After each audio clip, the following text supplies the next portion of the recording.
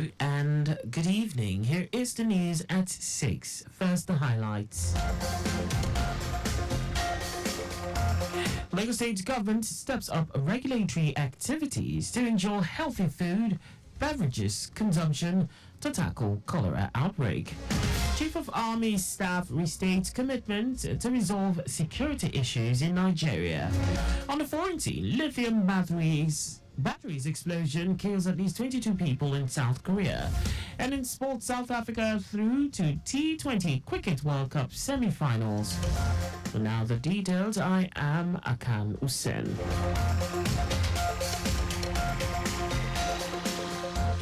The Lagos State government says it is stepping up regulatory activities to ensure healthy food and beverage consumption for the safety of its residents. Commissioner for Health Akan Usen stated this at the Lagos State multi-agency press briefing, an update on the cholera outbreak in the state in Alausa, Ikeja, saying Lagos recorded 579 suspected cases, 43 laboratory-confirmed cases, and 29 deaths in the last 2 weeks. The commissioner, who said 30 patients are currently in admission, attributed the reduction in cases to the mechanisms adopted by the Lagos State government. Abami said the mechanisms include activation of the Emergency Management Center, rigorous surveillance to search for cases, as well as active identification of patients and their contacts. As I said, most of the patients that did die were either brought in dead, or by the time they came in, they were so severely dehydrated we could not rescue them, which is why we reiterate that once you develop symptoms, please do not stay at home. While you're at home, use oral rehydration therapy and present yourself to the nearest facility. He announced that no case has been reported in schools since the resumption after the midterm break. Abami, who commended the Nigeria Center for Disease Control, NCDC, for sending a team to Lagos to assist in tackling the outbreak, hailed the efforts of the World Health Organization, Nigeria Red Cross, UNICEF, and the Nigeria Institute of Medical Research, NIMR. Meanwhile, Commissioner for Information and Strategy, Benga Motosho, has called for behavioral change on sanitation to curb the spread of cholera and other diseases. Speaking at the multi-agency press briefing, an update on the cholera outbreak, Motosho said plans are underway to build new public toilets across the metropolis to curb open defecation. Lagos is a victim of its own success because of some of the problems we have in other parts of the country. People flow into Lagos every day. If you stay at the bus stop, you see them being brought in trucks every hour. And Lagos has no constitutional right to erect a gate there and ask people to obtain visa before coming here. The law does not allow us to do that. But open defecation is very common and it's unfortunate and very disheartening. But it's not as if the state government is just throwing its hands up in the air and doing nothing about it. On his part, Commissioner for Basic and Secondary Education, Jamiu Ali Balogun, said preventive measures were being taken in schools to sensitize stakeholders in both private and public schools in the state. Our health correspondent Adirayo Idowolaya reports that the cholera outbreak, which was initially reported in Lagos on June 5, cut across the 20 local government areas, with Lagos Island, Etiosa and Koshofe as the epicenter, and is being treated free of charge in all public health facilities in Lagos State. The Lagos State government has appealed to property owners in the state to pay their land use charge bill for the development of the state. Commissioner for Finance, Abayomi Oluyomi, stated this during a sensitization and awareness program on land use charge, codename tagged Operation Payers Activation, held at Lekki.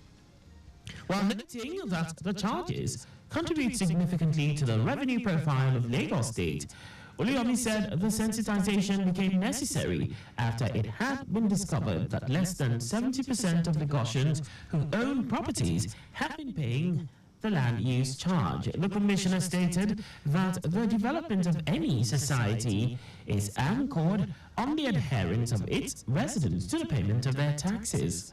Land use charge is a civic responsibility. Land use charge is what is called ad valorem tax. It is based on your property, whether developed or not developed. So land use charge is not even targeted at the poor. If we say Lagos is about 26, 28 million people, the properties we have is not even up to 3 million. And out of that 3 million properties, some people own more than 10. So we are saying that the property in Lagos is owned by less than 1 million people, out of about 28 million. So this tax is not targeted at the masses. It's a tax based on your property that you have in Lagos State. Also speaking, Special Advisor to Governor Babajide Sanwo-Olu on taxation and revenue, Abdul Kabir Ogunbo, appealed to property owners to cooperate with the state government by allowing officials designated to distribute bills to do their jobs without any attack. The sensitization work, which started from Etiosa local government area with over 500 people in attendance, had different ad hoc staff who would continue with the sensitization and awareness program on land use charge law in different local government areas for 1 month. The Lagos State government has empowered 800 widows drawn from various non-governmental organizations, faith-based societies, the state social register, political and vulnerable groups with a sum of 50,000 naira. Commissioner for Women Affairs and Poverty Alleviation, Cecilia Dada, stated this at a media parley to commemorate the 2024 International Widows' Day with the theme Accelerating the Achievement of Gender Equality, with emphasis on strengthening land and property rights. According to her, the state joined the rest of the world in marking the day, focusing mainly on raising the awareness of the plight of widows, especially the vulnerable ones and their children. Dada noted that the state government will always push for policies and programs targeted at self-reliance and economic growth that will alleviate the tension of widowhood and stabilize their situations. She emphasized that all agents of socialization must in fact be effectively engaged to secure a society free from discrimination against widows. And now to the rest of the stories.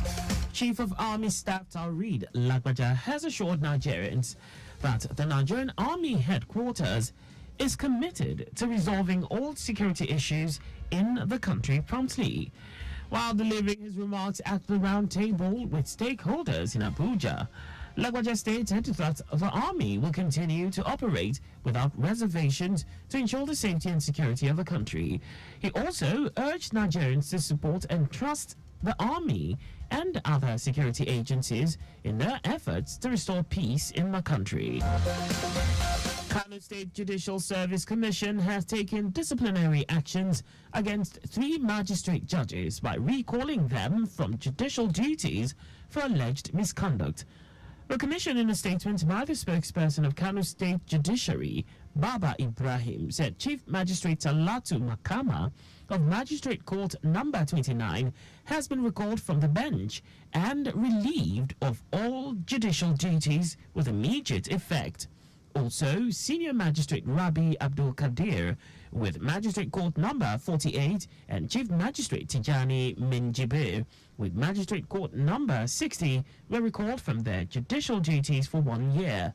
The Commission also issued a strong warning to Senior Registrar Abdul Nasir with the Appeals Department of the High Court and deferred his promotion for 1 year. And now to foreign news. At least 22 people have been confirmed dead after the explosion of several lithium batteries in South Korea. Fire official Kim Jin-young said 18 Chinese, 1 Laotian and 2 South Korean workers had been confirmed as among the dead, saying a body is yet to be identified. Kim said most of the bodies were badly burnt and it will take some time to identify them, stressing that there is panic that 1 more person may be missing. He noted that the fire began when a series of battery cells exploded, though it remains unclear what triggered the initial explosions. South Korea is a leading producer of lithium batteries, which are used in many items, from electric vehicles to laptops. And away from all that now, sports. South Africa cricket players are through to the T20 World Cup semi-finals after a tense 3-wicket win on the Doxworth Lewis Stern method over co-hosts West Indies in a winner-takes-all Super 8 match. After England secured its place in the last 4 on Sunday, the game in Antigua was essentially a quarter-final to decide the other side to progress from Group 2. Chasing a DLS revised target of 123, South Africa wobbled at times, but ultimately withstood the pressure, and Marco Jansen thumped a 6 to seal the win with 5 balls to spare.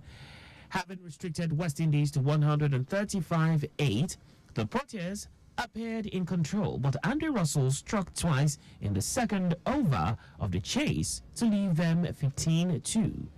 The Windies' momentum was halted immediately, though by a sudden downpour that kept the players off the field for 75 minutes. South Africa returned with a new target from 17 overs, and a flurry of boundaries quickly put them back in a higher position. And that's it for the 6 o'clock news. Just before we go, ensure the registration mark on your vehicle is clear and visible at all times. You can follow us and like all our various social media platforms on X, Traffic Radio 961, Facebook, Lagos Traffic Radio 96.1 FM. On YouTube, subscribe and watch us live on our channel, Traffic Radio 961. You can also visit our website on www.trafficradio961.ng. Did you know that the Sanwo-Olu administration supported 152 businesses and persons in the tech ecosystem under the Lagos Innovate program? You can get more details on the Lagos State Government's website. To end the news, here are the highlights of the major stories. The Lagos State Government has promised to step up regulatory activities to ensure healthy food and beverages consumption for the safety of its residents. Chief of Army Staff Taoreed Lagbaja has assured Nigerians that the Nigerian Army headquarters is committed to resolving all security issues in the country promptly. He also told you that at least 22 people have been confirmed dead after the explosion of several lithium batteries in South Korea. And in sports, South Africa cricket players are through to the T20 World Cup semi-finals after a tense 3-wicket win on the Doxworth Lewis Stern method over co-hosts West Indies in a winner-takes-all Super 8 match. For contact with the newsroom, please send a message to info@trafficradio961.ng. And that ends the news broadcast compiled by Sadiq Yusuf. I am Akan Usen. Thanks for listening and please stay safe. Good evening.